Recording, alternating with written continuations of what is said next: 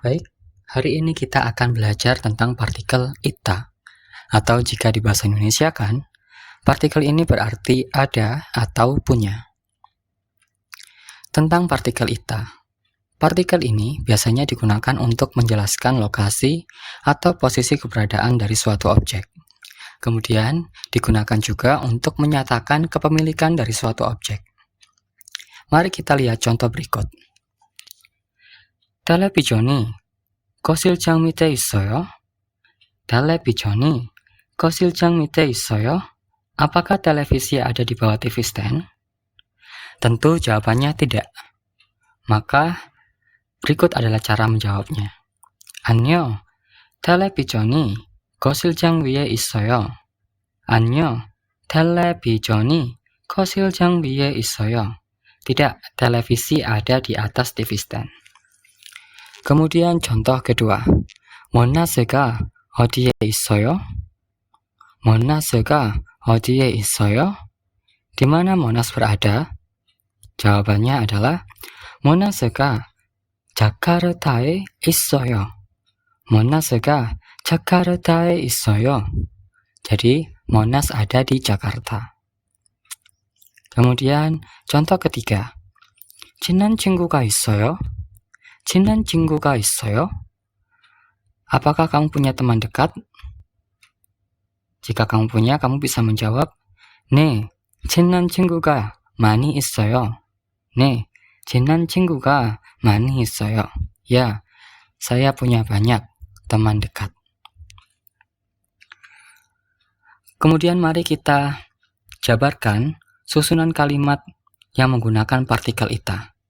Di sini, partikel ita digunakan untuk menjelaskan posisi dari suatu objek. Pola kalimat pertama adalah sebagai berikut, yakni subjek yang ingin dibicarakan diimbui dengan partikel i atau k, tergantung huruf akhir dari objek tersebut, kemudian diikuti dengan keterangan tempat perimbuan e, dan diikuti partikel ita. Contohnya, 남산 타워가 서울에 있어요. 남산 타워가 서울에 있어요. Di sini kita sedang membahas tentang Namsan Tower atau menara Namsan. Karena Namsan Tower itu berakhiran huruf vokal, maka diimbui partikel K. Kemudian diikuti kata tempat. Seoul yang artinya kota Seoul di Korea, diimbui partikel E yang menandakan di, Seoure, dan diikuti partikel ita. Dan sekarang kita sedang berbicara dengan gaya sopan, namun di situasi non-formal. 남산 타워가 서울에 있어요. Atau teman-teman juga bisa membalik terlebih dahulu. Keterangan tempat berimbuan E terlebih dahulu, diikuti subjek berimbuan IK, dan baru di bagian terakhir diimbui ita.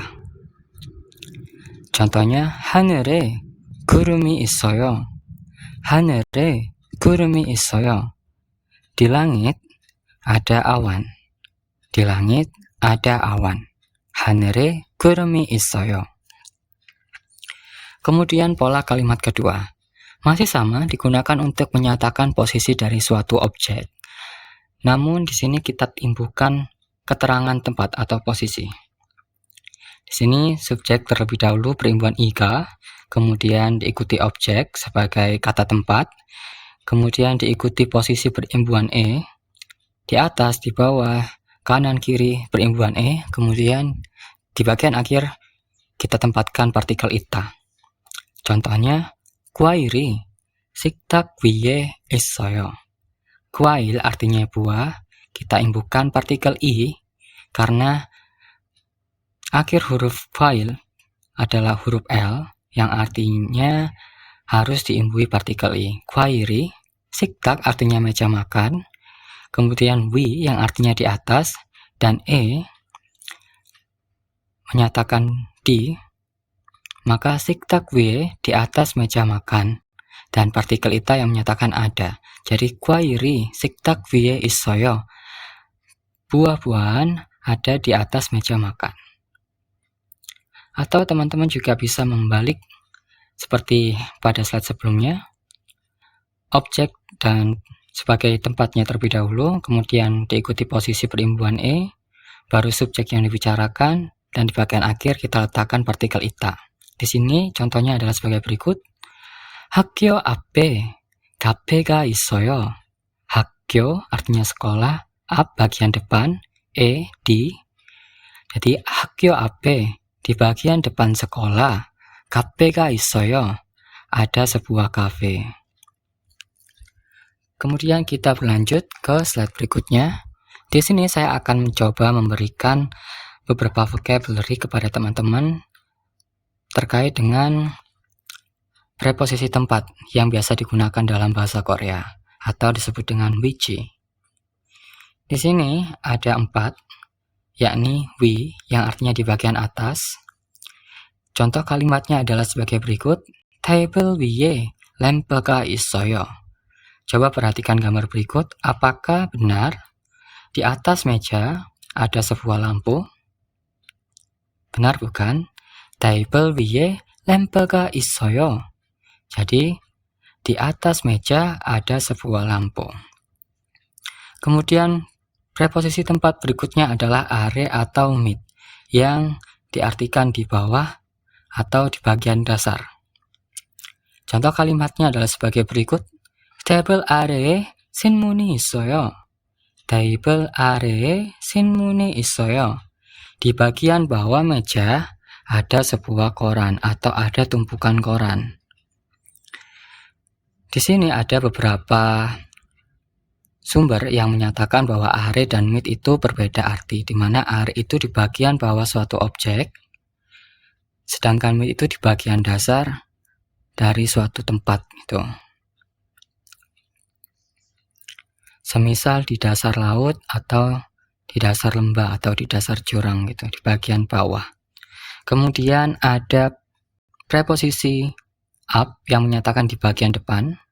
Contoh kalimatnya adalah sebagai berikut. 화분 앞에 소파가 있어요. 화분 앞에 소파가 있어요. Di depan pot tanaman ada sofa. Apakah benar? Sofa ada di depan pot tanaman? Betul. Kemudian ada partikel dwi yang menyatakan di belakang suatu objek. Di sini contohnya adalah sebagai berikut. 소파 뒤에 화분이 있어요. 소파 뒤에 화분이 있어요. Di bagian belakang sofa ada sebuah pot tanaman. Apakah betul, teman-teman? Ya, betul. Masih membahas tentang preposisi tempat atau wichi. Di sini ada kata 옆 yang artinya di bagian samping. Contoh kalimatnya adalah sebagai berikut. 거실장 옆에 스피커하고 캐비닛이 있어요.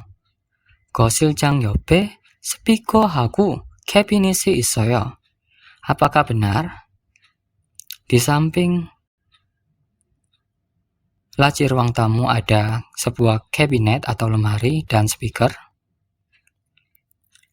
Ya, benar bukan? Kemudian kata berikutnya adalah 왼쪽 atau di samping kiri sebuah objek. 거실장 왼쪽에 캐비닛이 있어요. 거실장 왼쪽에 캐비닛이 있어요.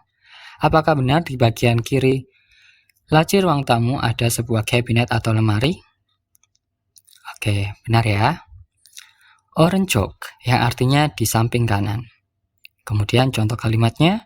거실장 오른쪽에 스피커가 있어요. 거실장 오른쪽에 스피커가 있어요. Di bagian kanan laci ruang tamu ada sebuah speaker. Apakah benar? Oke, benar ya. Kemudian ada kata 사이 yang artinya di antara. Contoh kalimatnya adalah sebagai berikut. 캐비닛과 스피커 사이에 거실장이 있어요. 캐비닛과 스피커가 아니요. 캐비닛과 스피커 사이에 거실장이 있어요. Jadi di antara kabinet dan speaker ada 거실장 artinya laci ruang tamu. Di antara kabinet atau lemari dan speaker ada laci ruang tamu. Kemudian kata berikutnya adalah 가운데 atau di tengah-tengah. dan di atas objek. Berarti di atas objek namun posisinya di tengah-tengah gitu ya. Contohnya adalah sebagai berikut.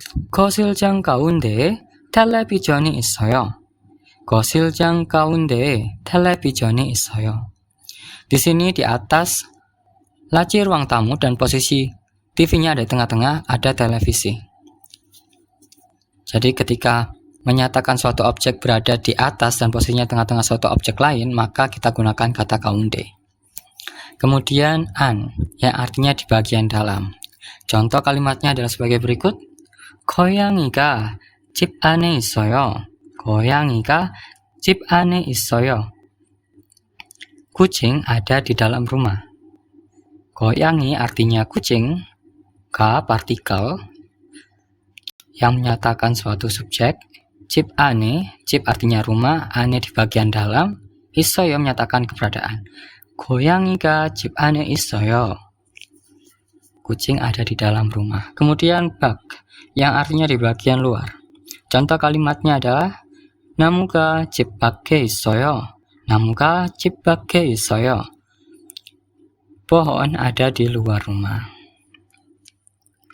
Baik, beralih dari pola kalimat pertama dan pola kalimat kedua yang digunakan saat menyatakan posisi dari suatu objek, kita beralih ke partikel ita yang digunakan untuk menyatakan bahwa seseorang itu memiliki sesuatu.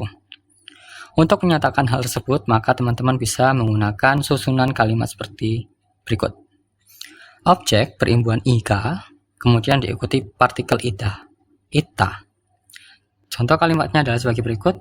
남자친구가 있어요. 남자친구가 있어요. 남자친구 berakhiran huruf vokal u, diimbui partikel ka. 남자친구가 있어요. Contoh lainnya adalah sebagai berikut. Ini adalah percakapan antara Riri dan Mina. 미나 씨, 여자 동생이 있어요? 미나 씨, 여자 동생이 있어요? Mina, apakah kamu punya adik perempuan? Lalu Mina menjawab, 네, 여자 동생이 있어요. 네, 여자 동생이 있어요. Atau ketika Mina lagi malas ngomong nih, Mina juga bisa menjawab, 네, 있어요. Kemudian contoh berikutnya adalah percakapan antara Boram dan Dina. Boram bertanya pada Dina, 언니가 있어요? Kemudian Dina menjawab, 없어요. 오빠가 있어요. Atau 언니가 없어요. 오빠가 있어요. Kemudian contoh percakapan ketiga, percakapan antara Miko dan Mini.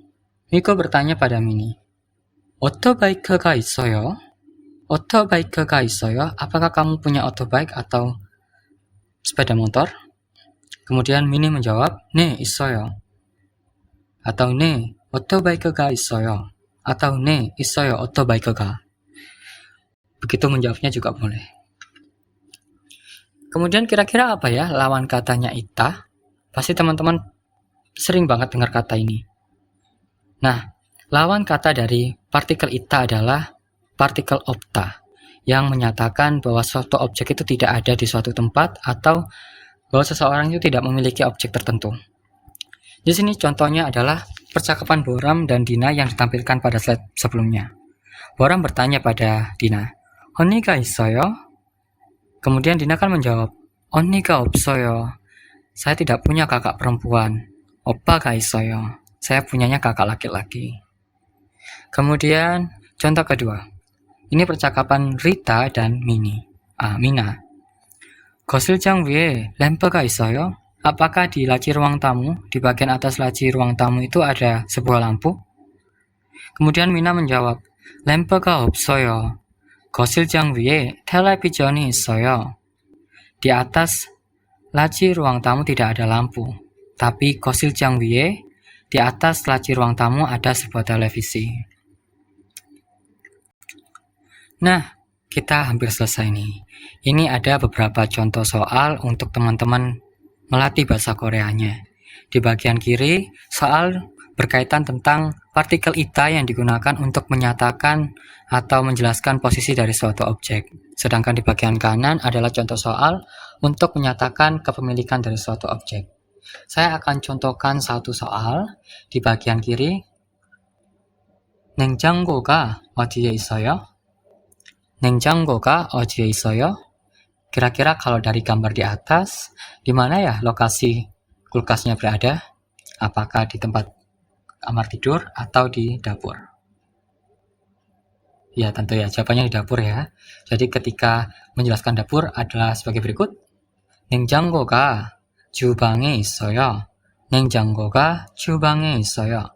Jadi kulkas ada di dapur. Kemudian kita beralih dari sebelah kiri ke sebelah kanan. Gunakan partikel ita atau opta untuk menjawab soal latihan berikut.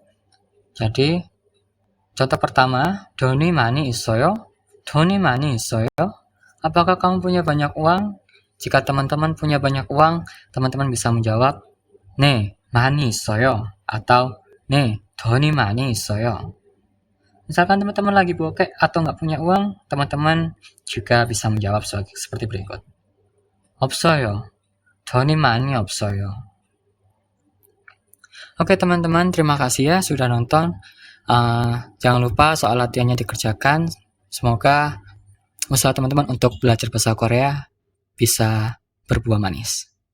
Terima kasih, jangan lupa subscribe.